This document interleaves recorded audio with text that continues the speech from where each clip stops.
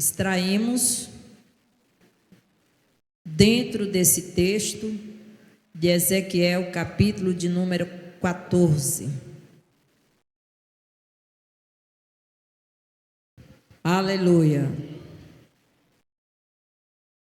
Ezequiel,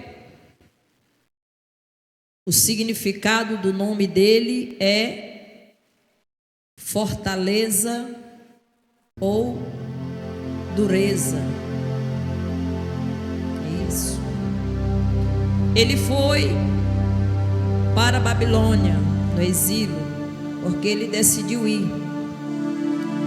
No período em que a nação de Judá foi levada para o cativeiro, Jeremias ele decidiu ficar, mas Ezequiel ele foi.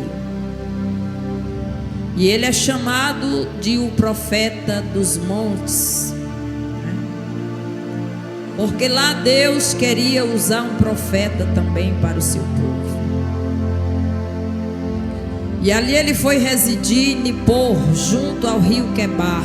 A gente vê que as revelações geralmente eram naquela localização, quando Deus falava com o profeta Ezequiel.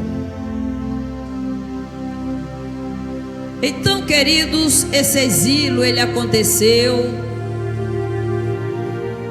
no período do rei Joaquim, e o ano de 598 a 597 antes de Cristo. E nós vamos ver nesse texto do capítulo 14 um relato que o próprio Deus fala com o profeta. E o Senhor, ele vai destacar em todo esse capítulo a condição em que se encontrava o seu povo. E é por isso que esse tema, apanhados em seus próprios corações, porque a Bíblia declara que o coração do homem é enganoso. É por isso que o próprio Deus, ele fala na sua palavra e nos adverte que ninguém se engane, porque o coração humano, ele é tendencioso a nos levar ao engano. E como as pessoas elas são apanhadas em seus próprios corações. Aqui no tema, um versículo chave está em 14:14 do profeta Ezequiel, que ele vai dizer ainda, olha só, o Senhor falando, ainda que estivesse no meio dela, de quem? Da nação. Essa mensagem ela é dirigida à nação, ao povo. Ainda que estivessem no meio dela esses três homens, e ele vai falar de três personagens bíblicos muito conhecidos: Noé, Daniel e Jó. Eles, pela sua justiça, livrariam apenas as suas almas, diz o Senhor Deus. E aqui nós vamos chegar ao entendimento a respeito de que Deus ele trata cada um de nós na nossa individualidade. E nós vamos entender uma frase que nós sempre repetimos, que a salvação ela é individual. Então aqui nós vamos observar algumas coisas importantes. A introdução para esse comentário do capítulo 14, Deus ele trata com o seu povo mediante uma crença, uma ideia que o povo tinha, com base naquele episódio que aconteceu em Sodoma e Gomorra, quando Abraão intercede por aquele povo, dizendo: Senhor, quando os anjos passaram na casa de Abraão e iam para a cidade para destruí-la, Abraão sabia que lá residia o seu sobrinho Ló, e ele diz: mas se lá tiver 50 justos, tu destruirás essa cidade? E o Senhor diz: não, se ali tiver 50 justos, eu não destruirei por causa dos 50 justos. E aqui o argumento de Abraão foi baixando o número, porque ele sabia que não tinha, ao ponto dele chegar a questionar a Deus e a insistir e dizer: e se tiver 10 justos, tu poupará aquela cidade se ali houver 10 justos? E o Senhor disse: eu pouparei aquela cidade se houver 10 justos. Abraão não teve mais como prosseguir. Aquela cidade, ela não havia nela 10 justos. Mas aí nós vamos ver que Deus, ele trata na individualidade, porque Deus conhece quem são os seus. E ali Deus, ele envia os homens e envia o livramento para a casa de Ló, porque naquela cidade não havia nenhum justo, não havia nenhum homem temente a Deus. Era uma cidade pervertida, corrompida, violenta, totalmente entregue à imoralidade sexual. E é como vocês conhecem a história. Ló, suas 2 filhas e sua esposa tem que sair apressadamente da cidade e fugir para as montanhas, e uma ordem era: não olhem para trás. Como vocês conhecem a história, a esposa de Ló olhou para trás, porque o coração dela estava preso àquela cidade. O coração dela estava cheio de ligaduras, aprisionadas àquele lugar. E quando ela voltou-se para trás, ela foi convertida em uma estátua de sal. Escapou apenas Ló e suas 2 filhas. Choveu fogo e enxofre sobre a cidade, e toda aquela cidade foi destruída. E havia essa crença entre o povo: não, Deus jamais vai mandar um juízo sobre o seu povo, porque se há justo no meio do povo, Deus não vai mandar. Eles pensavam assim com base nessa palavra. Não, aqui, com certeza no meio dessa nação existe alguém que é justo, alguém que é temente a Deus, alguém que se desvia do mal, alguém que procura andar na presença de Deus. Então por isso Deus não vai derramar o seu juízo sobre a terra, sobre esta nação. Mas aqui nesse capítulo Deus, ele está quebrando este paradigma, essa ideia, e ele está declarando que quando ele derramar o seu juízo, todas as pessoas serão afetadas. Só se salvarão aqueles que andarem em integridade, em justiça perante a sua presença. Então essa teoria ela foi lançada por terra. Mas por que Deus vai tratar dessa forma? Porque ali, queridos, havia cegos espirituais. Os líderes religiosos guiavam o povo segundo os ídolos que levantaram dentro do seu coração. O povo professava a fé no Deus único e verdadeiro, mas o seu coração estava distante do Senhor. Era o que o Senhor falava: este povo me honra com os lábios, mas o coração está distante de mim. Então, aparentemente, eles tinham uma vida religiosa exemplar, mas Jesus vai chamá-los de sepulcro caiados. Jesus vai chamá-los de hipócritas. Jesus vai chamar de guias de cegos.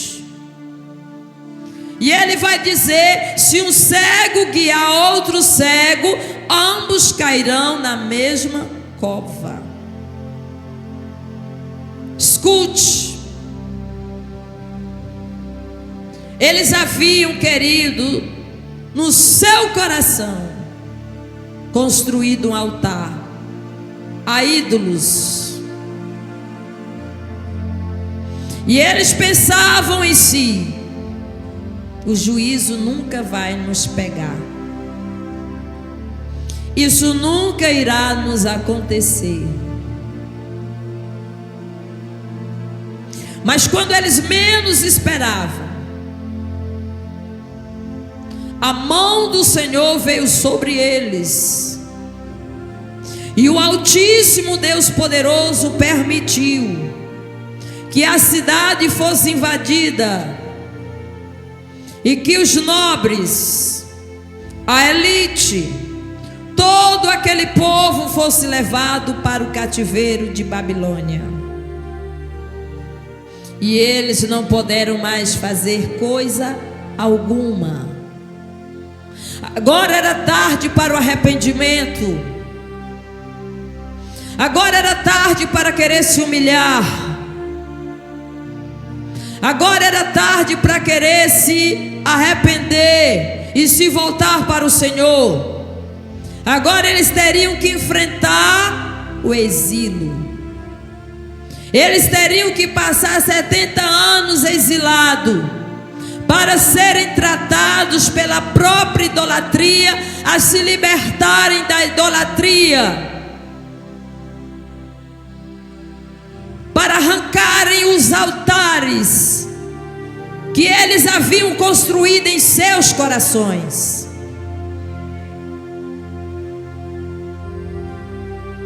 Queridos,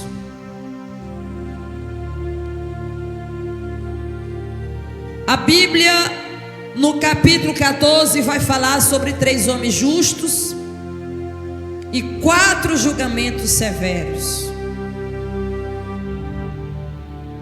E o que Deus ele fala a respeito das suas fiéis testemunhas? Aqui nós vamos ver o próprio Deus dando testemunho de 3 homens. 2 deles não mais existiu naquela época. Apenas um estava vivendo aquele momento, que era Daniel, lá no cativeiro. Noé, Daniel e Jó são citados por Deus como fiéis testemunhas. A vida desses 3 homens havia deixado um legado, havia deixado uma memória. O próprio Deus se orgulhava da vida desses 3 servos.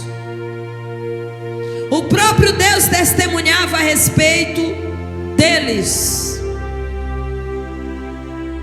E o Senhor, Ele vai falar. Por quê? Esses homens, eles decidiram viver em meio à sua geração uma vida de fidelidade, de obediência, abnegação, uma vida exemplar, uma vida de obediência perante o Altíssimo. E eles fizeram a grande diferença. Bendito é o Deus de Israel. É possível, em meio às gerações corrompidas pelo pecado, pela malícia, pela violência, pela corrupção, pela idolatria, pela mentira, ainda é possível um homem, uma mulher andar diante de Deus de forma que Deus venha se agradar de tal?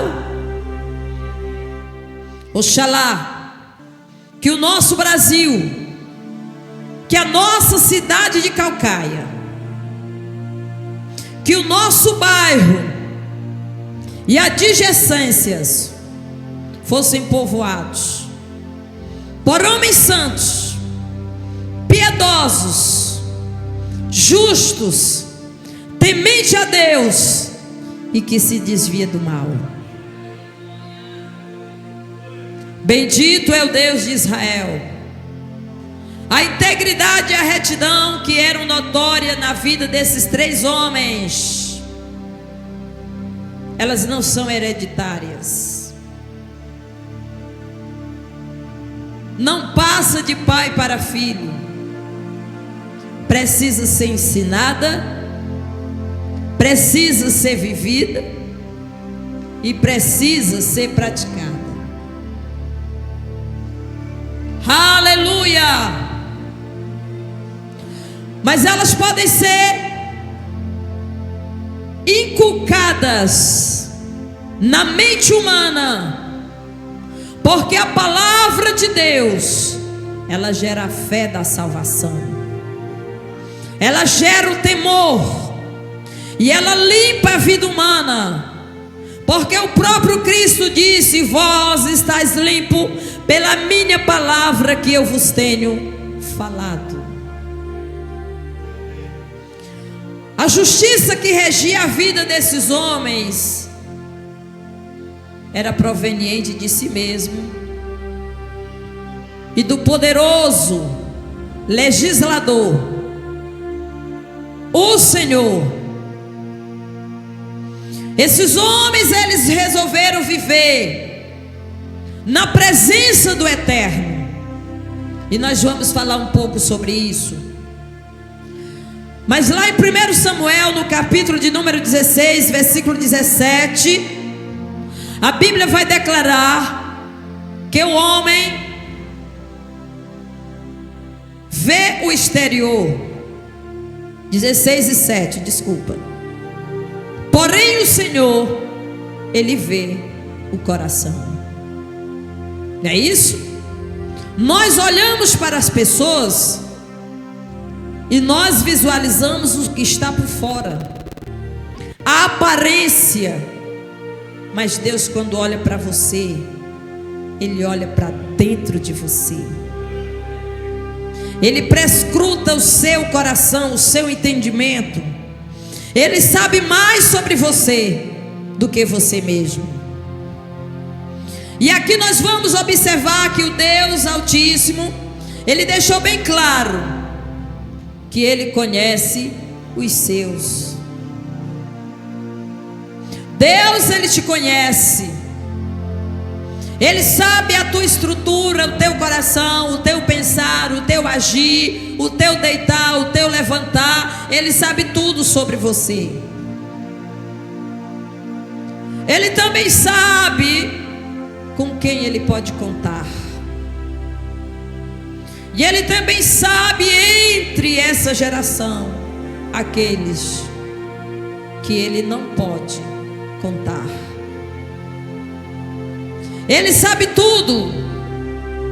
Ele vê as intenções do coração humano, os pensamentos, e Ele sabe tudo sobre você, antes mesmo que você venha fazer algo. Aleluia. Não adianta em hipótese alguma esconder os sentimentos, os maus pensamentos, as malícias. Não adianta de forma nenhuma pegar os pecados e varrer para debaixo do tapete, colocar de trás da cortina, tentar disfarçar, tentar maquiar, porque o Senhor, Ele sabe o que está por dentro de você. Aleluia.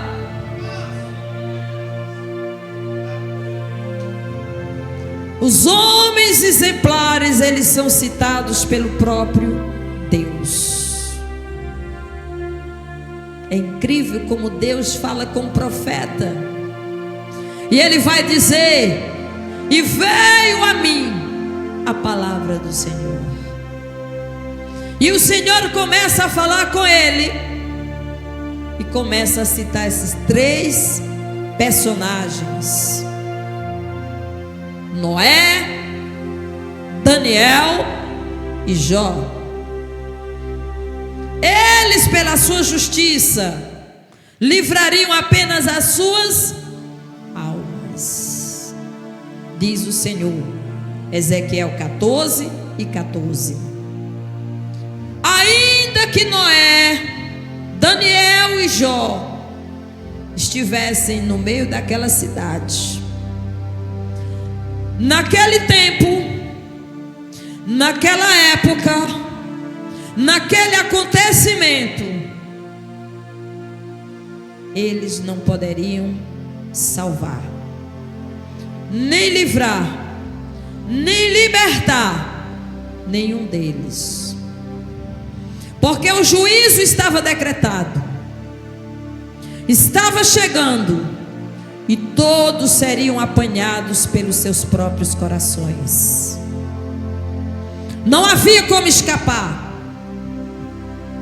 Nem filho nem filha se livrariam, mas estes livrariam apenas as suas almas pela sua própria justiça. Deuteronômio 24:16, a palavra de Deus nos fala o seguinte: escute,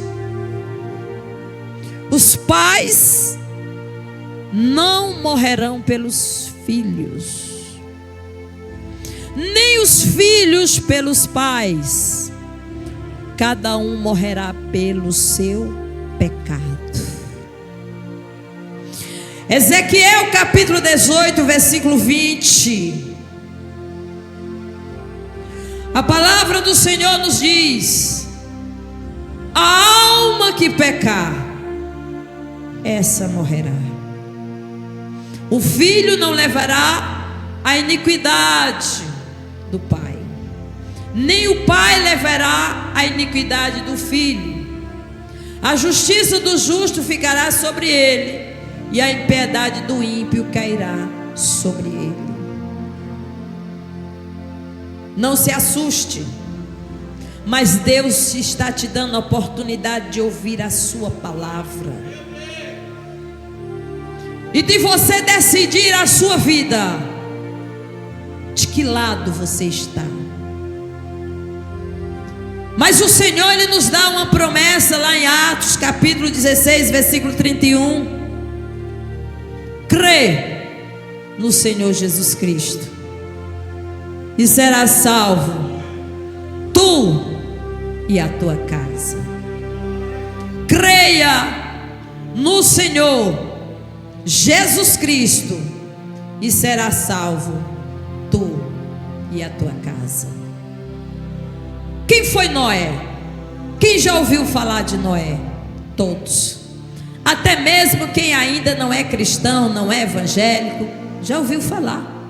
Nas pregações no meio da rua, no trem, por aí. Aqueles irmãos que o povo diz: isso aí está louco. Aleluia. O crente só está bom quando ele está louco.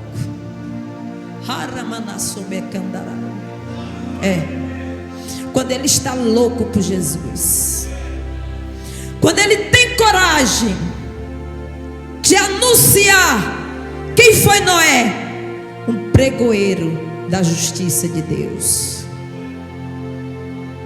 Noé, o primeiro filho de Noé nasceu quando ele tinha 500 anos. Aleluia. Com 600 anos, Deus falou com Noé e disse: constrói uma arca, porque eu vou destruir essa terra com água. Noé passou cerca de 120 anos pregando, construindo, e as pessoas maniando a cabeça e dizendo: ele está louco. Olha que ponto ele chegou. Onde é que se viu que isso nunca vai acontecer? Era o que o povo de Judá também pensava. Foram apanhados em seus próprios corações. Eles achavam isso nunca irá nos acontecer. Noé, um homem que no tempo em que a maldade humana se multiplicava sobre a terra, ao ponto de Deus resolver destruir com o dilúvio. A Bíblia diz lá em Gênesis capítulo 6, 8 ao 9, diz que ele achou graça diante de Deus. Além que ele obedeceu a Deus, mesmo sendo aquilo que Deus lhe mandou fazer loucura, parecia loucura para aquela geração, para aquele tempo, a mensagem de Noé parecia loucura. Mas a Bíblia nos fala, o apóstolo Paulo ele escreve e diz que a mensagem do Evangelho, ela é loucura para aqueles que creem. Aleluia! Mas ele obedeceu. Ele construiu a arca. E chegou o dia em que Deus disse: entra na arca, tu e tua família, porque eu vou destruir a terra com o dilúvio. Todo ser vivente. Noé obedeceu ao Senhor. Colocou de cada animal o casal. Apenas 8 pessoas se salvaram. Por quê? Não creram. E eu quero dizer, o homem perece. O homem caminha com seus próprios pés para a perdição eterna. Não por ser um pecador, mas por rejeitar a salvação em Cristo. E o próprio Deus vai dar testemunho sobre Noé. Segundo Pedro 2 e 5. A Bíblia vai dizer: e não perdoou, ou seja, não poupou o mundo antigo, quem? Deus, mas guardou a Noé, a oitava pessoa, o pregador da justiça, quem era Noé, ao trazer o dilúvio sobre o mundo dos ímpios. Deus, ele é justo, e os caminhos do Senhor são perfeitos. Quem é Daniel? Daniel é um jovem da elite, da nobreza. Ele foi levado para o cativeiro babilônico quando a cidade de Judá foi invadida pelas tropas do rei Nabucodonosor. Ele tinha apenas 17 anos. Bem novinho, né, irmãos? 17 anos. Ele foi levado. E a Bíblia vai dizer que quando ele chegou ali,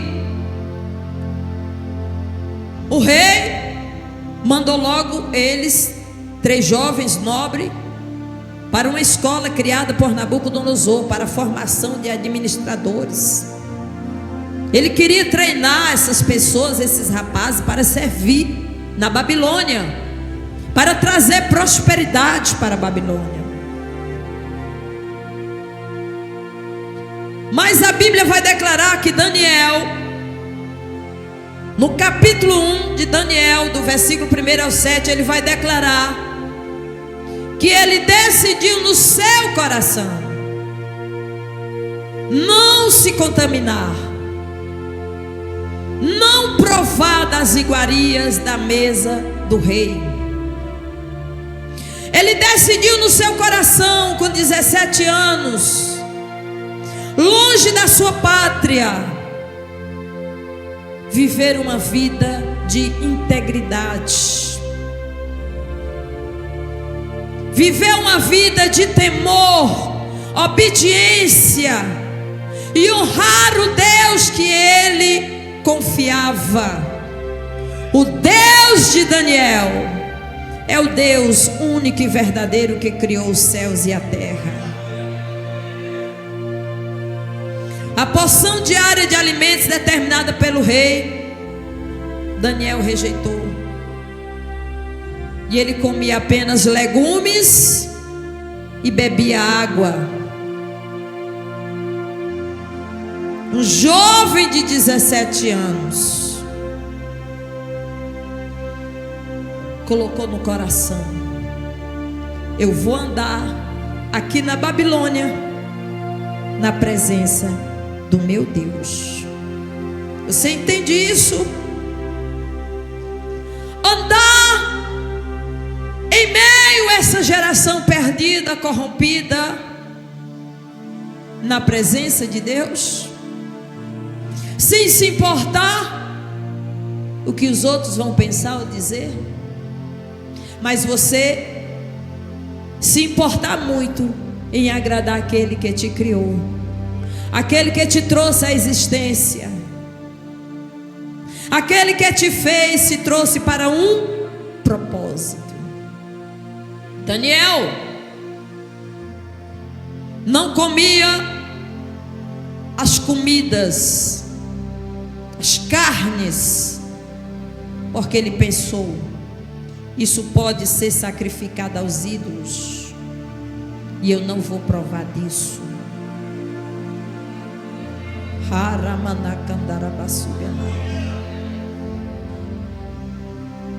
Cuidado. Tem muita gente se alimentando e comendo daquilo que é oferecido a ídolos,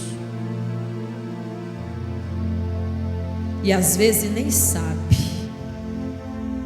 Mas Daniel disse: eu não vou comer. Aleluia! Ao lado de quem você quer ficar? Das mãos de quem quer que você coma e beba das iguarias? Do rei dessa terra, dos líderes dessa terra, dos governantes dessa terra, dos impérios que se levantam e caem sucessivamente? De que lado você está? Do modismo, dos costumes deste mundo? Enquanto a palavra de Deus declara em Romanos capítulo 12: não vos conformeis com esse mundo. Lá em João ele diz: quem ama o mundo, o amor do Pai não está nele. Ele vai declarar: não ameis o mundo e nem o que no mundo há. Amados, nós precisamos perceber abrir os nossos olhos espirituais e olhar ao nosso redor. Em qual mesa nós estamos comendo? De que nós estamos nos alimentando? A comida que em você está comendo, ela pode estar lhe matando.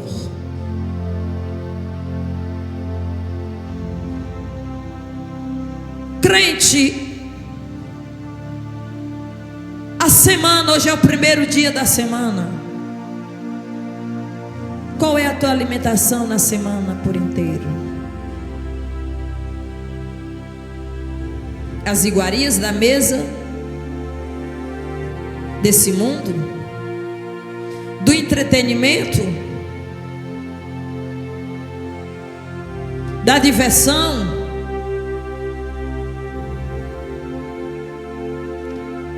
aleluia.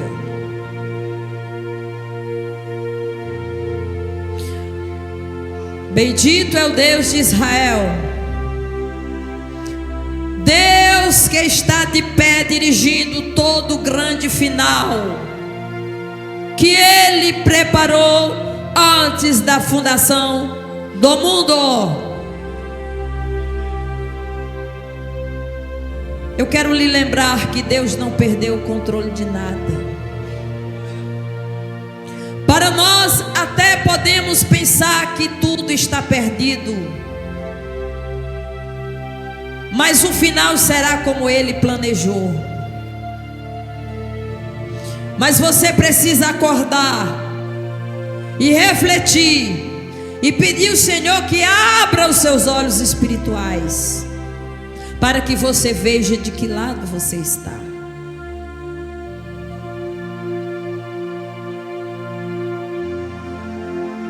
Você está neste mundão,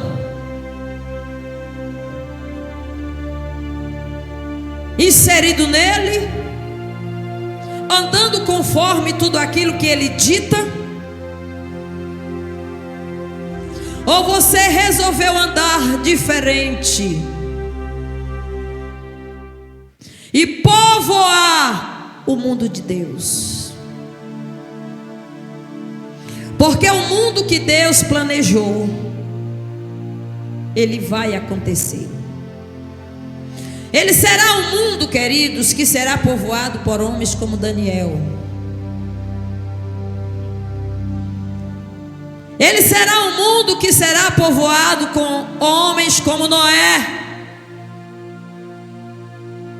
Ele será um mundo que será povoado por homens como Jó.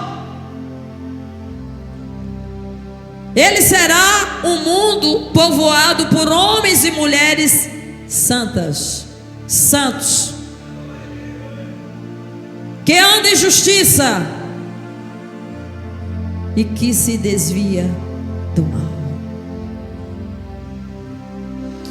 Você precisa decidir viver com as gerações atuais e do tempo do profeta Ezequiel, ou andar com Deus.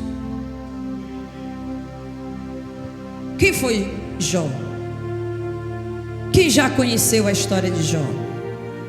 Todas as pessoas, até mesmo quem não é cristão já ouviu falar de Jó. Jó, um homem íntegro, reto, temente a Deus e que procurava se desviar do mal, está escrito em Jó capítulo 1, do 1 a 8. Um homem que Deus permitiu que Satanás provasse ele. Escute, Deus permitiu que Satanás provasse a Jó. Deus, ele se orgulhava de Jó, porque Jó era um homem que temia ao Senhor. Mas talvez o fato principal e mais conhecido seja a perseverança de fé de Jó. A gente vê que foi um homem perseverante. perdeu tudo. Perdeu os filhos, ele não pôde impedir de perder os filhos. Mesmo ele fazendo sacrifício pelos filhos, ele dizia: quem sabe meus filhos pecaram, eu vou sacrificar ao Senhor por eles. Os filhos deles foram apanhados. Perdeu a saúde. Os amigos chegavam para acusá-lo e dizer: tu só pode ter pecado para estar assim. Mas a Bíblia diz que com a sua boca Jó não pecou. Em nenhum momento no coração de Jó se encontrou falha. Mas ele vai dizer: eu sei que o meu Redentor vive e por fim se levantará na terra.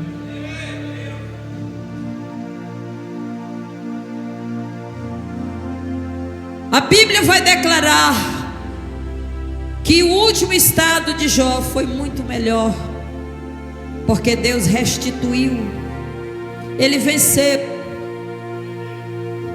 ele perseverou, ele permaneceu fiel na presença do Altíssimo. Deus foi glorificado na vida de Jó, e Satanás perdeu, foi envergonhado. E é por isso que Deus ele vai citar esses três personagens para essa cidade e para nós nessas gerações que nós estamos vivendo. Acabamos de sair, escute, de um juízo que foi derramado sobre a terra, sim ou não? Em que o mundo foi apanhado por uma praga. Quem lembra? Todos foram apanhados, pegue de surpresa, apanhados em seus próprios corações. Nem governantes, nem NASA, nem os maiores cientistas, nem talvez os videntes mais importantes puderam prever, e jamais poderiam, porque quando Deus quer agir, quem é que pode impedir?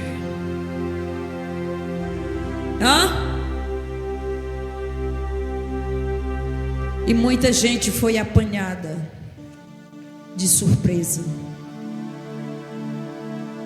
Muita gente se achava seguro de tudo: dinheiro, fama. Sim, pode salvar? Não. Não. E é exatamente disso que Deus está tratando com o povo aqui. E nós precisamos lembrar disso. Os 4 julgamentos severos que estão descritos aqui, por causa do pecado do povo. Nós observamos que esse capítulo, eu estava vendo e estudando, ele vai estar fracionado. Primeiro, do versículo 1 ao 6, Deus trata da idolatria, que era uma coisa terrível no meio do povo, e havia necessidade de arrependimento. A única coisa que pode lhe salvar, você que escuta essa mensagem e está brincando, achando que nada vai lhe acontecer, que pode pecar, que pode brincar, como se Deus não existisse, como se Deus não fizesse bem nem mal, como está escrito na sua palavra. É o que o povo pensava, e abria a boca e dizia: na verdade Deus não faz mal, porque Ele não tem nenhum mal nele. Mas os pecados dos homens, eles se voltam contra os próprios homens. Então, a idolatria era algo marcante. E quando eles chegaram no cativeiro, porque antes ela era escancarada, a olho nu para todo mundo ver. Mas quando chegou no cativeiro, continuou sutilmente a idolatria. E agora eles precisavam ser tratados. Porque, querido, o ídolo que ainda está no coração humano, ele precisa ser arrancado. O que é ídolo? É tudo aquilo que toma o lugar de Deus. Deus, querido, Ele é o primeiro em tudo, porque foi primeiro Ele que nos deu. Ele é o Senhor, Ele é o Criador, Ele não tem princípio, Ele não tem fim, Ele é eterno. Tudo que existe é dele, e tudo foi feito por Ele, para a glória do seu louvor.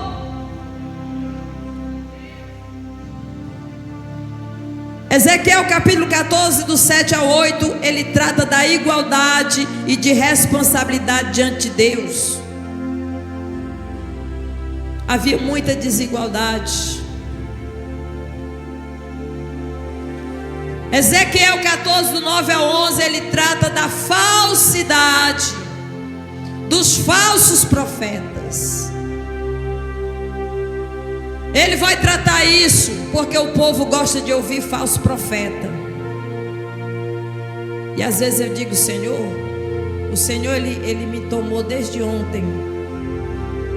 Nessa madrugada, irmãos, o Senhor, Ele estava comigo, Ele falava comigo.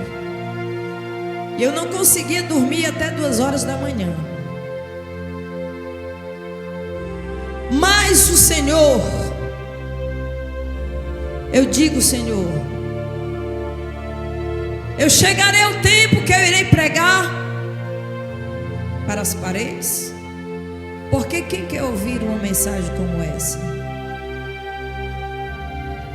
Seria bom que eu estivesse pregando aqui aquilo que o coração do povo quer. Não é isso? O que é que o coração do povo quer? Ouvir palavras falsas, lisonjas, elogios, palavras que vêm amaciar o seu ego, que vêm satisfazer o coração, promessas falsas que nunca vão se cumprir. Mas eu decidi, no meio dessa geração, viver diferente. E digo, Senhor, as tuas palavras que tu colocar na minha boca, eu irei falar. A falsidade dos profetas, porque os profetas profetizavam aquilo que o povo queria ouvir. Quando Jeremias falava, o povo odiava Jeremias, porque ele profetizava a verdade, e ninguém queria ouvir. Ninguém queria ouvir. Ezequiel 14, do 12 ao 20, ele trata do julgamento divino e 4 casos hipotéticos.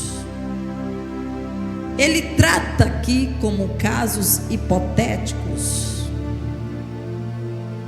E ele vai dizer: se isso acontecesse, mesmo assim, esses homens não poderiam salvar ninguém.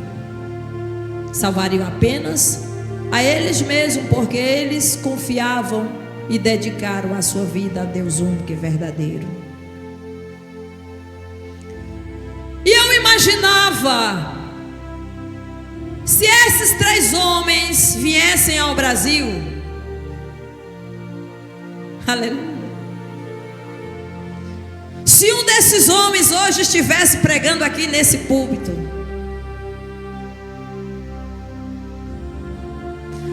seria suficiente para salvar alguns? Seria suficiente para que gerasse arrependimento? Para que houvesse mudança de vida? Ou ao sair desse culto, você voltaria para a sua mesma vida de sempre? E o Senhor me dizia: mesmo que qualquer um deles três pregasse nessa noite, o povo voltaria para a sua vida cotidiana do mesmo jeito. Misericórdia, diga misericórdia. 21 ao 23, ele trata da justiça de Deus e o julgamento de Jerusalém. O que era que acontecia? Pecado grave de idolatria.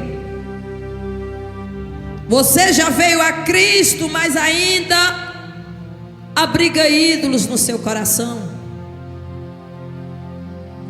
Não, irmãos, eu já ando com a Bíblia, eu já fui na igreja, eu já fui lá na frente, eu já recebi uma oração, mas ainda tem ídolos no coração e precisam ser derrubados, precisam ser arrancados. Você está disposto, você está disposta a fazer isso? Deus coloca bem diante de nós essa grande oportunidade, e Ele diz: ninguém se engane. Os anciões, os sacerdotes, os homens da lei continuavam na hipocrisia. Era uma vida de aparência, e isso era muito triste. E sabe o que é que eles faziam? Ainda iam procurar o profeta para buscar conselho. É isso que está tratando aqui. Eles ainda procuravam o profeta para buscar conselho, com o coração cheio de altar, com o coração dividido, com os ídolos escondidos sutilmente. E aí o Senhor vai falar com eles: busquem conselhos do Senhor. É isso? Mas eles precisavam se arrepender verdadeiramente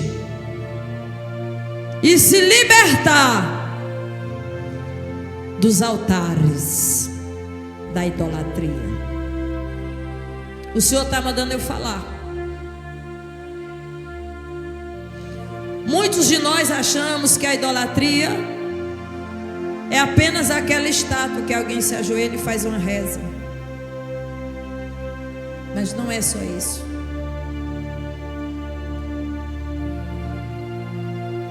A idolatria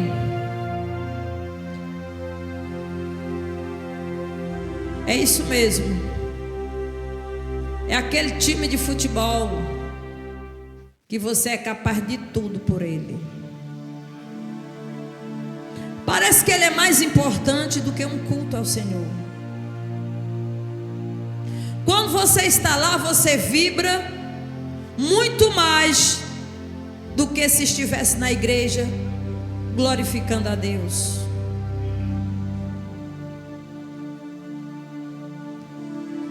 A idolatria,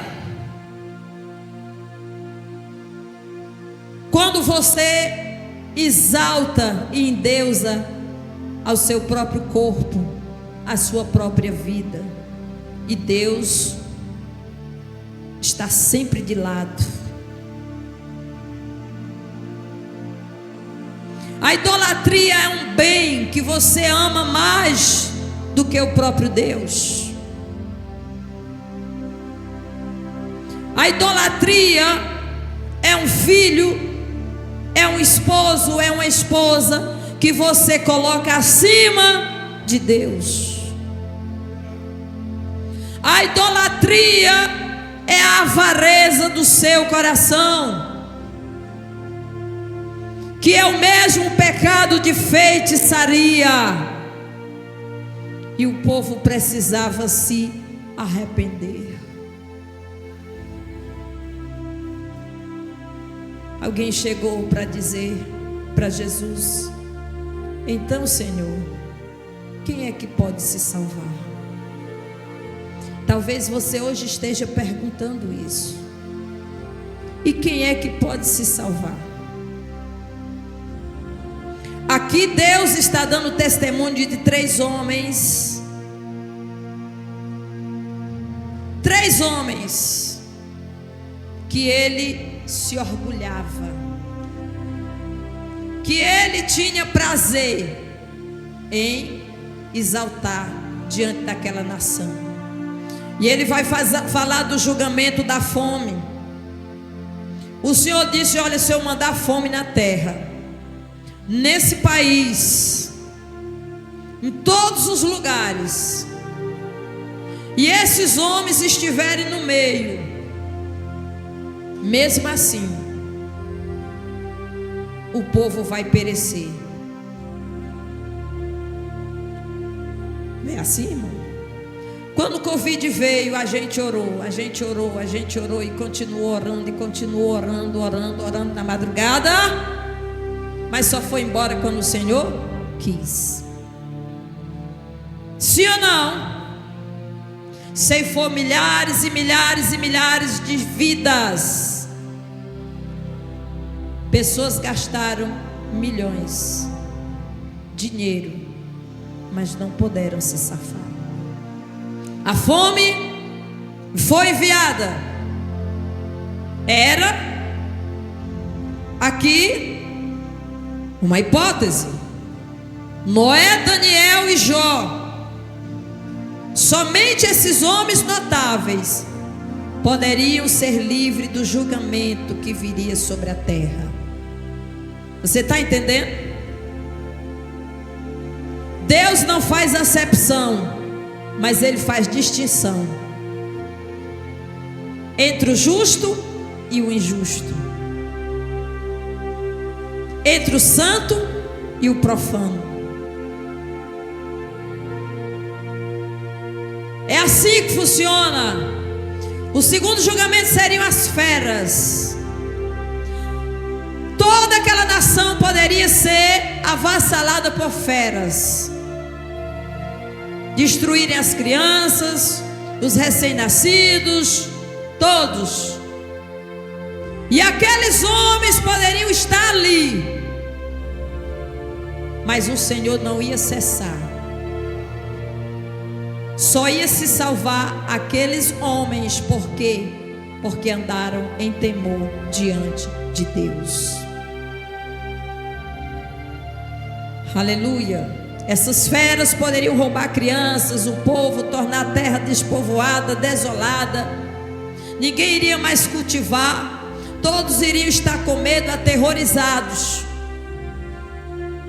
Mas aquelas figuras não poderiam salvar ninguém, porque Deus aqui derruba a tese de que se houvesse justo ali, Ele não destruiria, Ele destrói. A espada é a guerra. Quantos países estão tomados por guerra por aí? E está bem pertinho do mundo ser tomado por uma terceira guerra mundial. As nações se embravecem, uma contra a outra. Os poderosos pleteiam entre si pelo poder. A guerra, que é a espada, a fome, as feras. Quem poderia salvar? Somente Deus é quem pode salvar. Aqueles 3 personagens, por mais justos e tementes que fossem, eles só poderiam salvar a si mesmos. O 4º julgamento é o da doença mortal, a praga. Antes de vir à terra essa praga chamada Covid, o Senhor me deu uma revelação.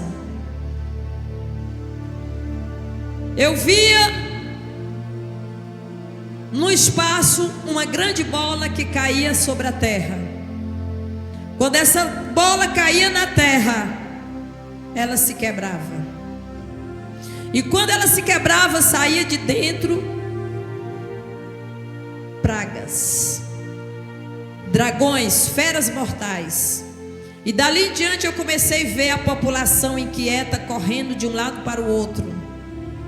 As mães tentando proteger seus filhos, as pessoas tentando se proteger. E quem eles tocavam morria, não tinha salvação.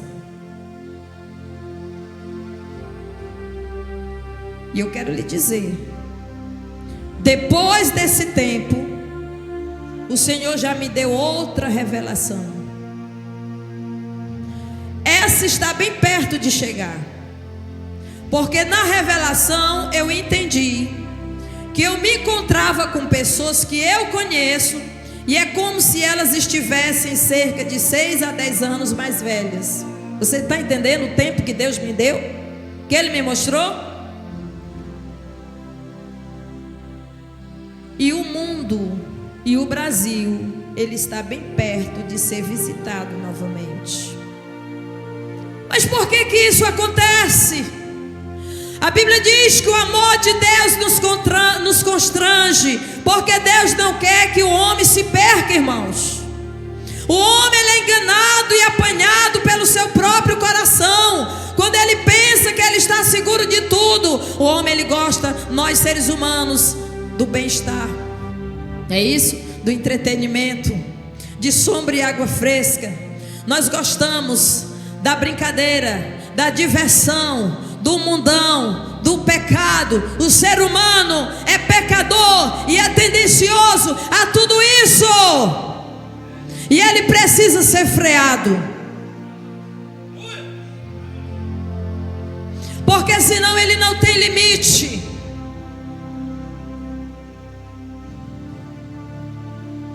Ezequiel 14:19, ele diz sobre isso, Deus diz que ele derrama a sua ira em sangue sobre eles.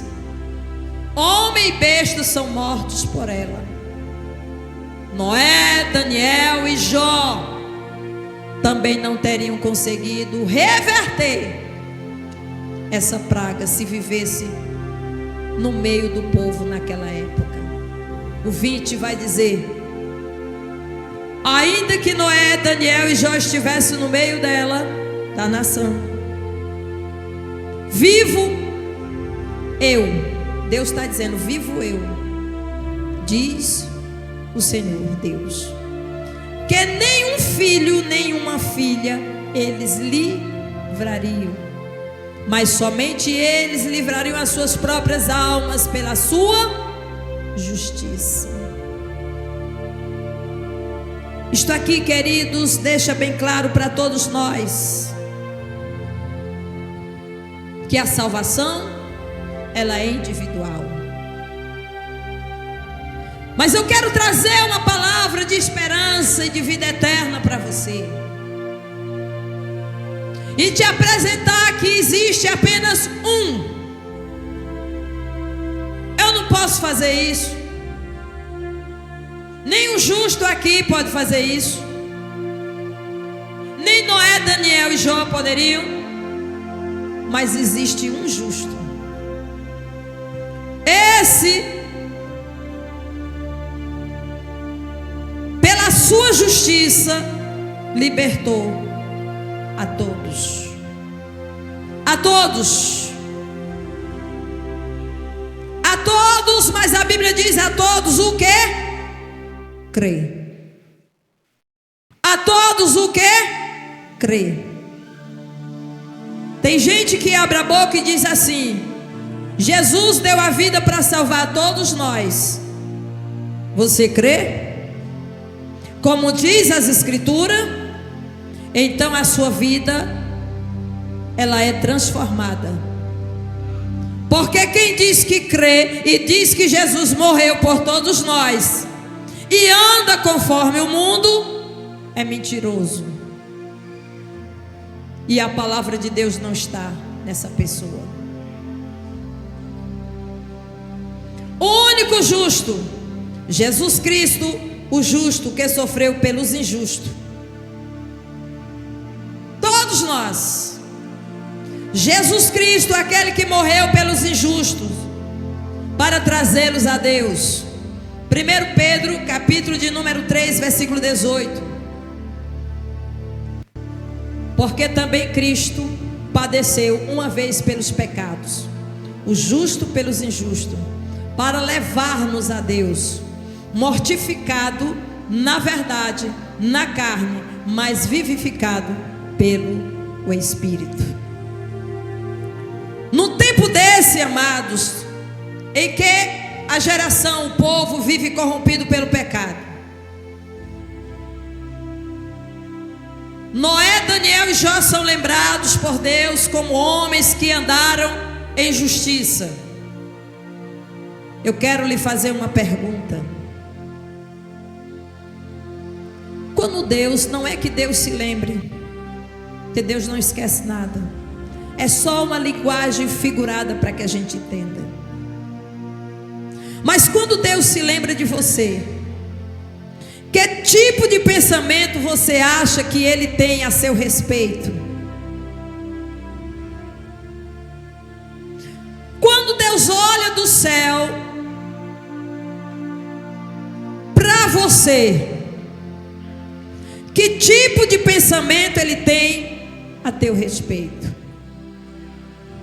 Será que Ele pode dizer, como Ele disse para Satanás: tu viste meu servo Jó, como ele é fiel, como ele é justo, e como ele se desvia do mal? Aleluia. Amados, é urgente. O mundo precisa que nós sejamos crentes exemplares. O mundo está perecendo e isso não é brincadeira. Isto não é brincadeira. A grande destruição está chegando. O arrebatamento da igreja está chegando. De que lado você está? Em que grupo você está incluído? O mundo precisa que nós sejamos uma luz, uma lamparina que esteja bem visível, tá certo? Não a luz que esteja escondida debaixo do velador, do alqueire, mas que esteja bem visível. O mundo precisa ver que você está iluminando, que você é sal dessa terra, que você é luz desse mundo. A tua luz precisa irradiar e o mundo precisa ver. Aonde você chegar, as trevas precisam ser dissipadas pela luz de Cristo que habita na sua vida. Fique de pé.